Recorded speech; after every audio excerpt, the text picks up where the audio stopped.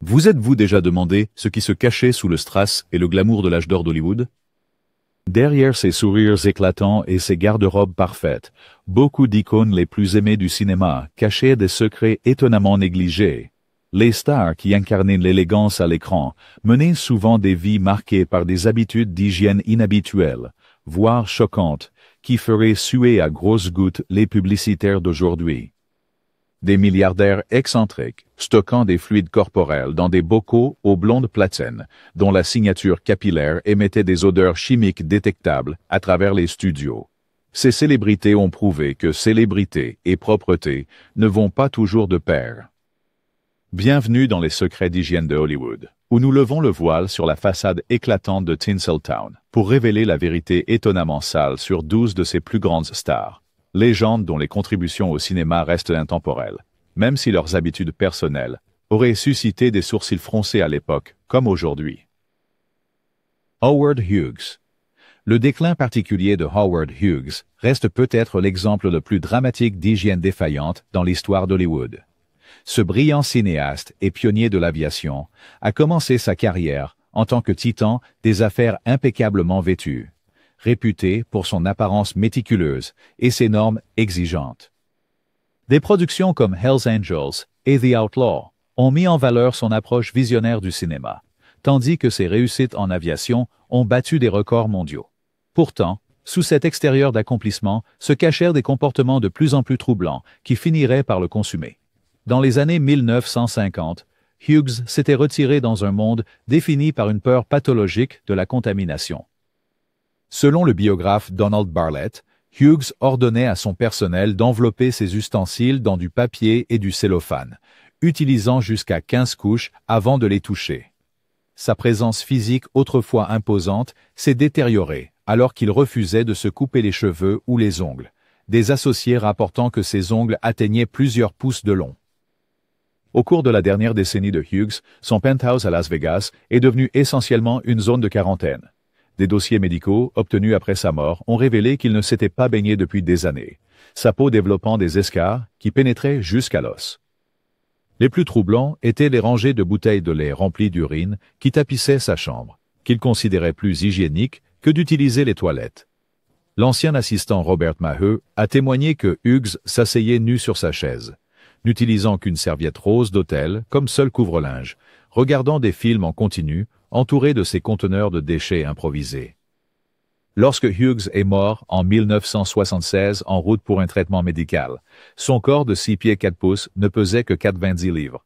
Ses traits autrefois beaux méconnaissables sous des cheveux emmêlés et une barbe touffue.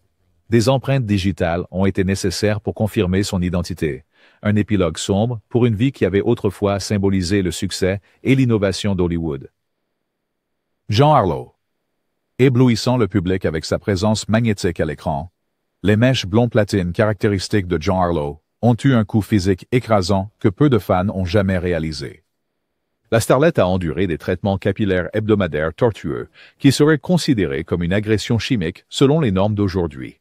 Son coiffeur, Alfred Pagano, a révélé la formule brutale dans une interview posthume, un mélange d'eau de javel ménagère, d'ammoniac, de flocons de savon luxe et de peroxyde agressif qui brûlait littéralement son cuir chevelu à chaque application. Les employés du studio ont signalé l'odeur chimique distincte qui suivait Harlow dans les couloirs de la MGM, un décorateur de plateau la comparant à celle d'un placard de nettoyage industriel. Ce que peu de gens savaient, c'est que la réticence de Harlow à se baigner compliquait son parfum personnel déjà problématique. Selon sa domestique, Blanche Williams, Harlow pouvait souvent passer 5 ou 6 jours sans se laver correctement, pensant que l'eau abîmerait la couleur de ses cheveux. Elle comptait donc beaucoup sur des parfums français coûteux pour masquer l'odeur naturelle de son corps. L'acteur Clark Gable a une fois plaisanté en privé avec le réalisateur Victor Fleming. Travailler avec Jean signifie jouer à travers un nuage, faisant allusion à son utilisation généreuse du Chalimard de Guerlain. Le troisième mari de Harlow, le directeur de la photographie Harold Rawson, a noté dans des lettres privées que ses draps de lit nécessitaient un changement quotidien en raison de la combinaison de parfums, d'huile corporelle et de produits chimiques capillaires résiduels qui créaient une tache distinctive sur ses têtes d'oreiller. Les assistants de garde-robe de MGM ont documenté l'utilisation d'agents de parfum supplémentaires sur ses costumes entre les prises. Lorsqu'Harlow est mort tragiquement, à 26 ans d'une insuffisance rénale en 1937. Son autopsie a révélé des dommages chimiques importants à ses follicules pileux et au tissu du cuir chevelu. Un témoignage silencieux du prix douloureux qu'elle a payé pour l'image de blonde platine qui l'a rendue célèbre. Les composés d'ammoniac avaient littéralement altéré la structure physique de son cuir chevelu, un sacrifice pour la célébrité que peu de stars modernes envisageraient. Rita Hayworth. Se transformer de Margarita Carmen Cancino en la glamour Rita Hayworth a nécessité des altérations physiques douloureuses qui ont contribué à la relation complexe de la star avec les soins personnels. Peu de gens réalisent que le chemin de Hayworth pour devenir la déesse de l'amour d'Hollywood a commencé par des séances d'électrolyse pour relever sa ligne de cheveux naturellement basse, un processus douloureux nécessitant des centaines de séances sur plusieurs années.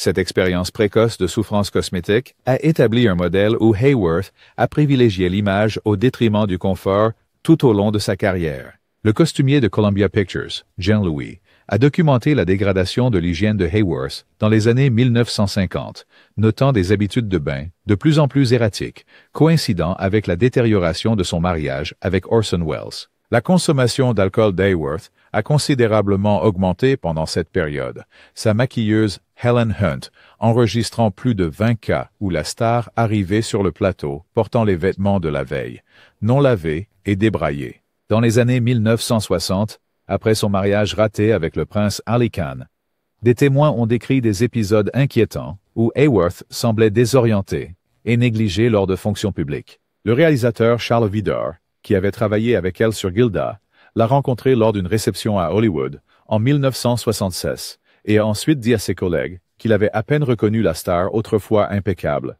notant ses cheveux non lavés et ses vêtements tachés.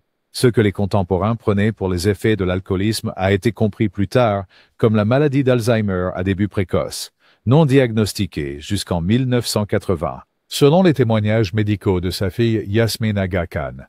Hayworth luttait contre un déclin neurologique depuis près de 20 ans avant le diagnostic, expliquant son incapacité à maintenir ses routines d'hygiène personnelle.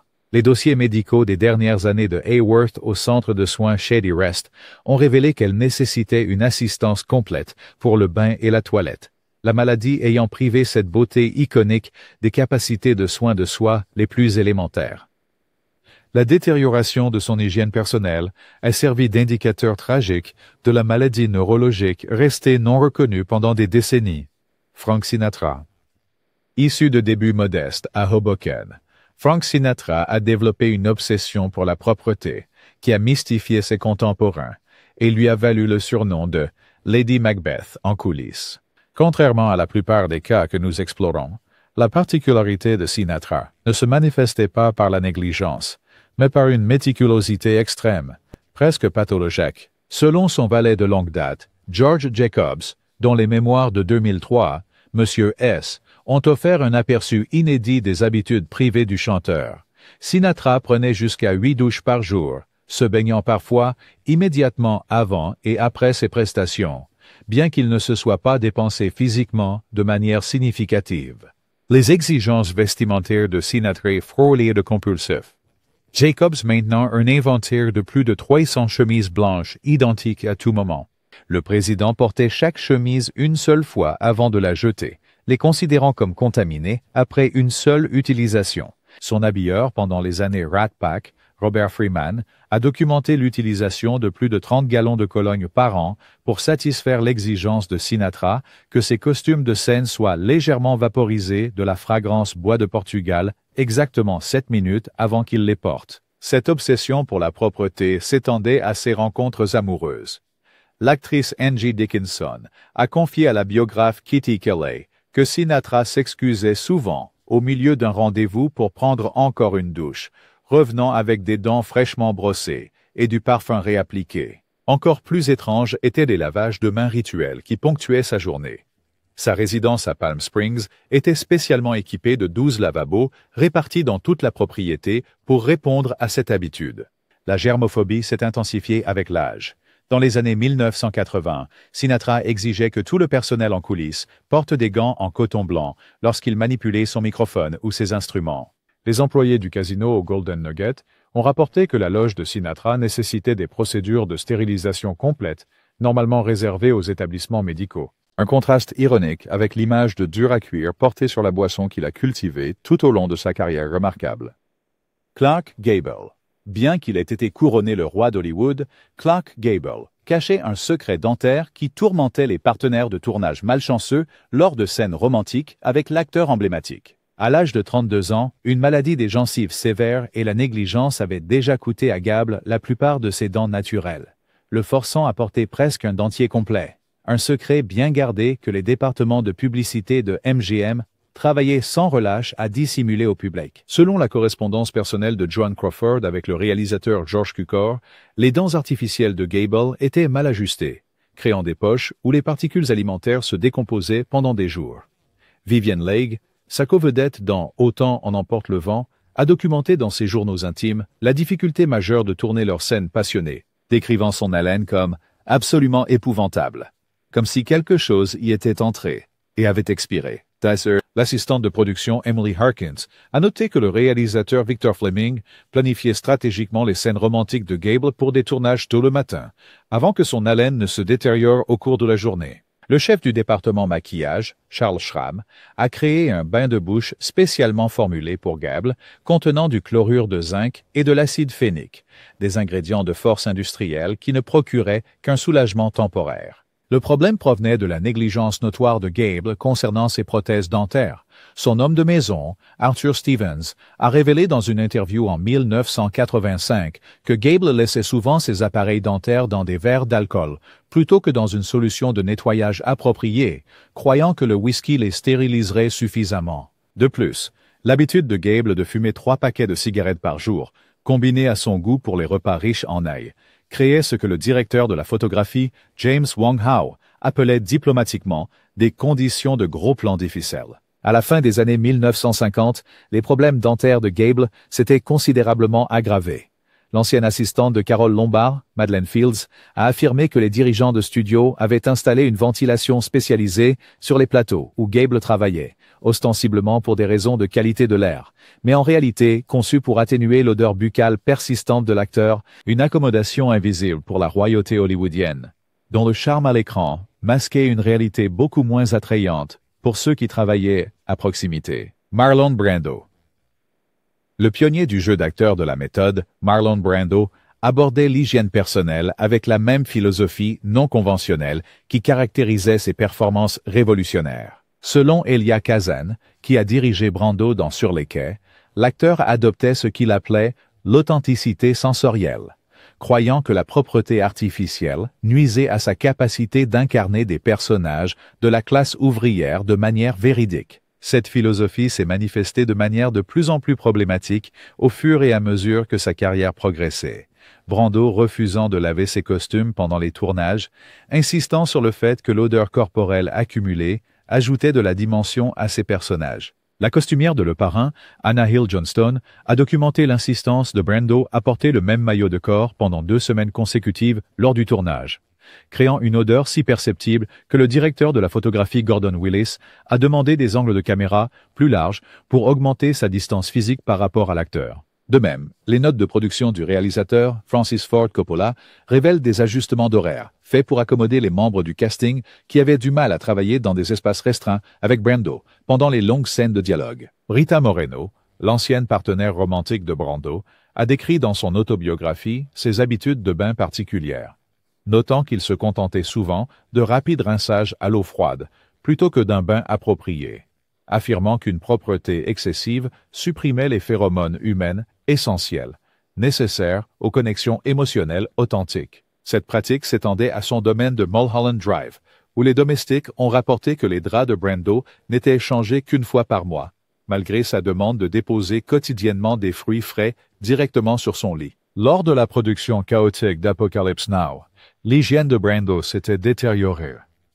De plus loin, l'assistante de production Mary Ellen Stewart a rappelé que les uniformes militaires spécialisés créés pour le colonel Kurtz nécessitaient une quadruple duplication après que Brando a refusé de les faire laver, affirmant que l'humidité croissante de la jungle et l'odeur corporelle l'aidaient à se connecter à la détérioration psychologique du personnage. Cet engagement envers des expériences sensorielles authentiques, bien que contribuant peut-être à ses performances révolutionnaires, créait des conditions de travail de plus en plus difficiles pour K, membre de l'équipe technique et artistique, tout au long de sa carrière ultérieure. Bette Davis. Dévouée sans peur à son art avant tout. Bette Davis considérait l'hygiène personnelle comme un autre élément qu'elle pouvait manipuler à des fins créatives, souvent à l'horreur de ses collègues. Pendant le tournage de Jezebel en 1938, Davis a pris la décision extraordinaire de renoncer à se laver pendant les 2 dernières semaines de production, croyant que l'odeur corporelle naturelle qui en résulterait améliorerait sa représentation d'une femme socialement ostracisée. Les notes de production quotidiennes du réalisateur William Wyler, acquises par l'historien du cinéma Robert Mattson, contiennent des demandes de plus en plus désespérées au directeur du studio Jack Warner pour des journées de tournage raccourcies, citant spécifiquement l'expérience hygiénique de Davis. Contrairement à de nombreuses stars dont les problèmes d'hygiène découlaient d'habitudes personnelles, Davis a délibérément utilisé la propreté, ou son absence, comme une tactique professionnelle, en particulier contre les costards qu'elle n'aimait pas. Le directeur de la photographie Ernest Haller a documenté un incident célèbre pendant All About Eve, où Davis, en conflit avec Anne Baxter, est arrivé sur le plateau après avoir appliqué de l'huile de poisson sur son cou et ses poignets avant leur scène de contact rapproché, en créant ce que Haller appelait une atmosphère de répugnance palpable, que Davis croyait renforcer la relation tendue du personnage. Sa gouvernante de longue date, Henrietta Browning, a révélé dans une interview en 1989 que Davis maintenait 2 routines de soins personnels distinctes. Un niveau de propreté immaculé, presque chirurgical, en se préparant pour des personnages sympathiques, contrastant avec un abandon délibéré de l'hygiène pour les rôles antagonistes. Avant le tournage de Qu'est-il arrivé à Baby Jane? Davis aurait passé 4 jours sans se laver et dormi dans son costume pour atteindre ce qu'elle appelait la qualité mûrie de la véritable folie. La plus extrême était sa préparation pour l'emprise, où elle négligeait non seulement la propreté personnelle, mais se rinçait aussi la bouche avec une solution de vinaigre avant les scènes romantiques avec Leslie Howard, qu'elle estimait l'avoir traitée avec condescendance. Howard se plaignit plus tard au réalisateur John Cromwell que d'embrasser Davis revenait à étreindre un fromage particulièrement odorant. Pour Davis, de telles plaintes ne faisaient que confirmer l'efficacité de sa méthode. Le confort personnel, le sien et celui de ses partenaires, toujours secondaire par rapport à l'authenticité émotionnelle à l'écran. Spencer Tracy. Le contraste frappant entre la présence raffinée à l'écran de Spencer Tracy et ses habitudes personnelles a laissé les initiés d'Hollywood perplexes tout au long de sa carrière illustre. Malgré le respect qu'il commandait en tant qu'un des acteurs les plus accomplis de MGM, l'hygiène de Tracy en coulisses soulevait des préoccupations persistantes parmi le personnel de production. Les dossiers méticuleux de la costumière Edith Head, dévoilés 30 ans après sa mort, ont révélé que les costumes de Tracy nécessitaient des traitements quotidiens de désodorisation avec des solutions ultra puissantes, généralement réservées aux garde-robes théâtrales après des représentations complètes. L'alcoolisme de longue date de Tracy a considérablement affecté sa routine de soins personnels.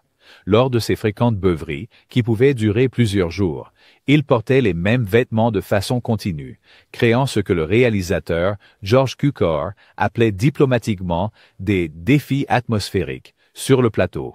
Le maquilleur William Tuttle a développé un protocole spécialisé avant le tournage pour Tracy, qui consistait à appliquer une crème mentholée sous le nez de l'acteur pour masquer l'odeur d'alcool qui émanait souvent de ses pores, notamment lors des tournages matinaux, après des nuits difficiles.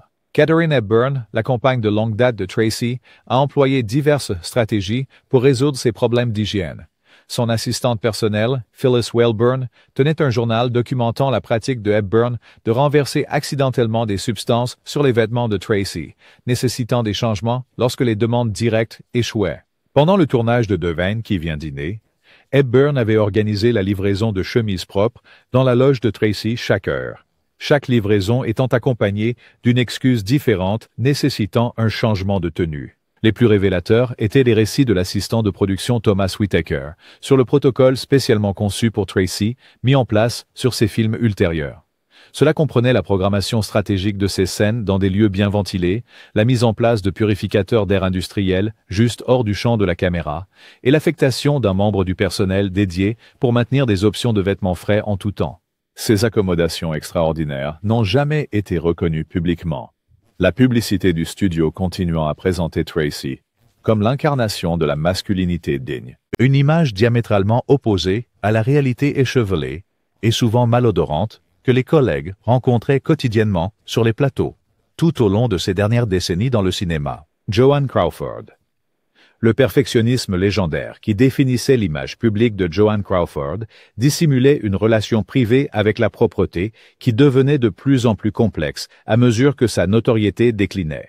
L'ancienne gouvernante de Crawford, Ethel Smith, a révélé dans ses mémoires de 1980, Serving Miss Crawford, que l'actrice avait une approche presque schizophrénique de l'hygiène, insistant sur une propreté personnelle impeccable tout en laissant ses espaces de vie se détériorer, en conditions encombrées et insalubres qui choquaient les visiteurs, ayant accès rarement à ses domaines privés. Les rituels de bain personnels de Crawford frôlaient l'obsession.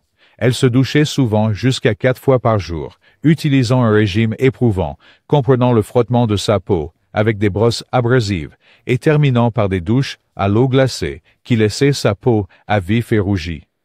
Le maquilleur Whitey Snyder se souvenait d'appliquer des couches supplémentaires de fond de teint pour masquer l'irritation résultante avant le tournage. Cette fixation sur la propreté corporelle contrastait fortement avec son environnement de vie de plus en plus chaotique, en particulier après son renvoi de MGM en 1943. À la mi-année 1950, la maison de Crawford à Brentwood contenait ce que la secrétaire personnelle Barbara Mays décrivait comme « organisé ». Sordide. Des pièces remplies de journaux, de magazines et de correspondances remontant à des décennies, créant des chemins étroits entre les possessions empilées de manière précaire. Ce qui était le plus préoccupant, c'étaient les habitudes de cuisine de Crawford. Malgré sa germophobie concernant son corps, elle maintenait des pratiques de stockage des aliments incohérentes. La chef personnelle, Margaret Hill, a documenté la découverte de produits laitiers non réfrigérés et de viande laissée dehors pendant des jours, que Crawford insistait être parfaitement correct, malgré des preuves évidentes de détérioration. La relation complexe de Crawford avec l'alcool a encore compliqué les choses. Lors de ces épisodes de consommation, ses standards exigeants l'abandonnaient temporairement entièrement. Le mémoire controversé de sa fille Christina Crawford, Mommy Dearest, décrivait des scènes après ses excès, où Joan était découverte dormant, dans des vêtements de soirée tachés, entourée de vaisselle sale et de cendriers débordants, des environnements dramatiquement en désaccord avec l'image immaculée qu'elle projetait professionnellement. Cette dualité a atteint son apogée lors de son dernier film, Trog, où Crawford arrivait sur le plateau impeccablement coiffé, tout en vivant dans une maison qui, d'après sa dernière femme de ménage, nécessitait un nettoyage professionnel des biohazards après sa mort en 1977. Errol Flynn. Le charme aventurier qui a fait d'Errol Flynn une idole des matinées masquait des habitudes d'hygiène si problématiques qu'elles ont fini par nécessiter une intervention contractuelle de la part de Warner Brothers Studios. L'approche de Flynn en matière de propreté personnelle reflétait son style de vie aventureux hors écran. Cavalier, incohérent et de plus en plus problématique à mesure que ses fêtes légendaires s'intensifiaient. Selon le valet personnel de Flynn, Robert Fletcher, l'acteur considérait le bain comme optionnel, plutôt qu'essentiel, passant parfois des semaines entières de production pendant les aventures de Robin des Bois sans se laver correctement, malgré la nature physiquement exigeante de son rôle. La costard de Flynn, Olivia de Havilland, s'est plainte en privé au réalisateur Michael Curtis de l'atmosphère maritime qui accompagnait Flynn sur le plateau, faisant référence à un mélange indéniable d'odeurs corporelles, de relents d'alcool et du parfum persistant des cheveux perpétuellement non lavés de l'acteur. Les archives du département des costumes indiquent que la garde-robe de Flynn nécessitait des traitements spéciaux avec des solutions de permanganate de potassium, un puissant agent désodorisant généralement utilisé à des fins médicales avant qu'elle ne puisse être manipulée par le personnel de nettoyage. La situation s'est détériorée à mesure que la consommation notoire d'alcool et de substances de Flynn s'intensifiait. Le maquilleur Percy Westmore a mis au point une routine spécialisée avant le tournage pour Flynn, qui comprenait l'application d'une base infusée d'eucalyptus pour masquer ce qu'il appelait cliniquement des émissions bactériennes dermiques excessives autour de la ligne des cheveux de l'acteur et cou. En 1941, Warner Brothers inséra une clause d'hygiène rarement divulguée dans le contrat de Flynn, exigeant un bain obligatoire dans les 4 heures précédant le tournage prévu, une stipulation apparemment souvent ignorée selon les notes de production du réalisateur Raoul Walsh pour They Died with Their Boots On. Peut-être le plus révélateur étaient les aménagements faits pendant les scènes romantiques de Flynn. L'actrice Eleanor Parker a rappelé dans une interview en 1985 que les actrices principales recevaient une prime de risque, appelée de manière informelle « compensation Flynn », de 75 $ supplémentaires par jour pour les scènes de baiser avec l'acteur en raison de son halitose chronique et de ses odeurs corporelles. Malgré ces problèmes, le charme canaille de Flynn et sa présence indéniable à l'écran continuaient de captiver le public, prouvant que le glamour hollywoodien avait souvent peu de lien avec la réalité physique en coulisses. Katharine Hepburn. L'esprit farouchement indépendant qui a fait de Katharine Hepburn une maverick d'Hollywood s'étendait à des habitudes personnelles peu conventionnelles qui défiaient les normes glamoureuses attendues des stars féminines.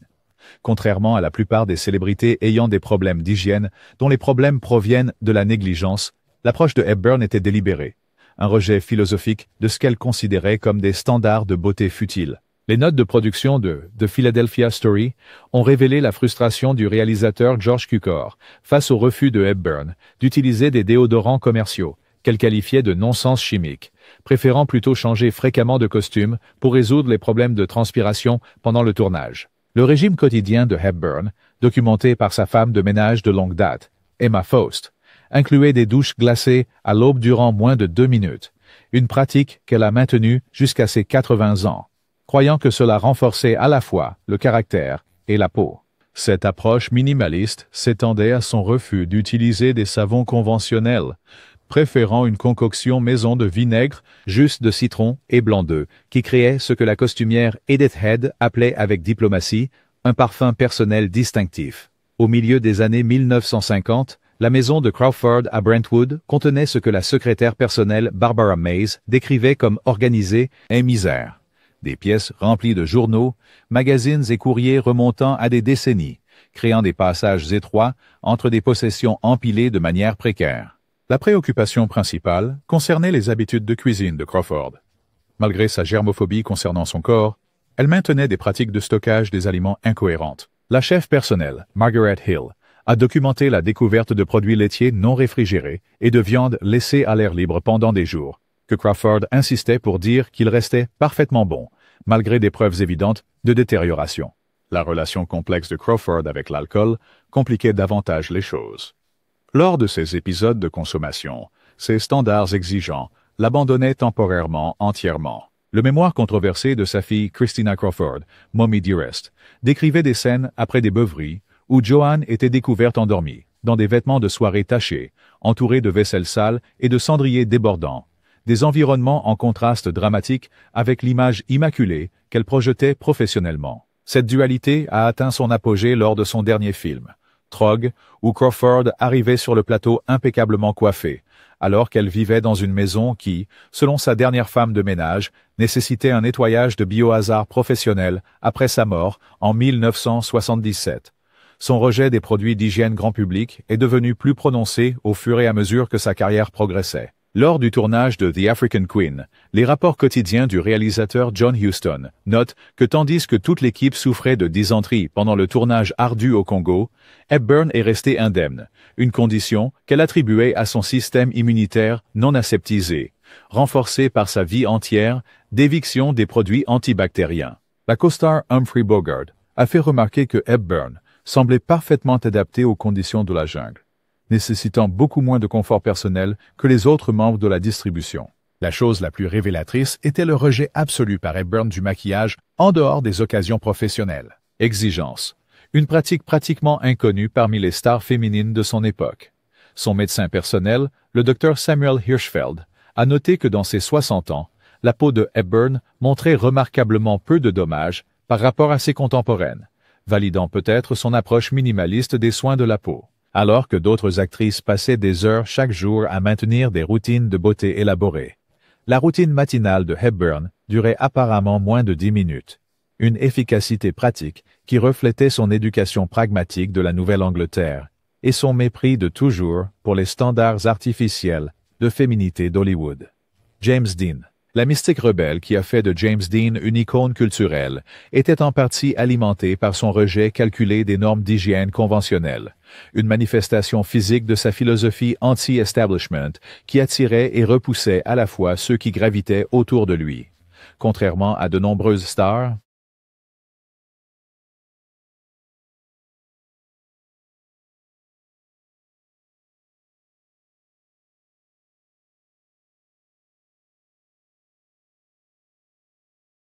des stars dont les problèmes d'hygiène étaient dus à la négligence ou à des défis psychologiques, l'approche de Dean en matière de propreté personnelle était un choix de performance délibéré, selon les journaux de production détaillés du réalisateur de La Fureur de vivre, Nicholas Ray.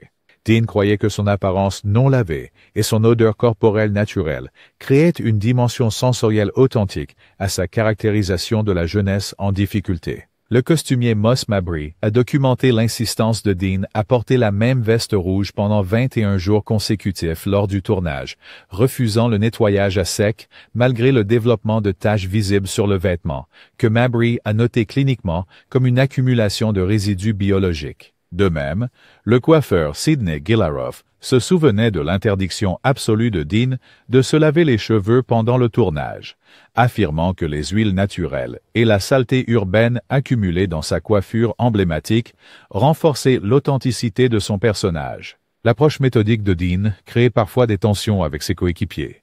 La correspondance personnelle de Natalie Wood révélait sa demande au réalisateur Ray que certaines scènes intimes soient filmées tôt dans les journées de production, avant que l'odeur corporelle délibérément cultivée par Dean ne s'intensifie sous les projecteurs du studio.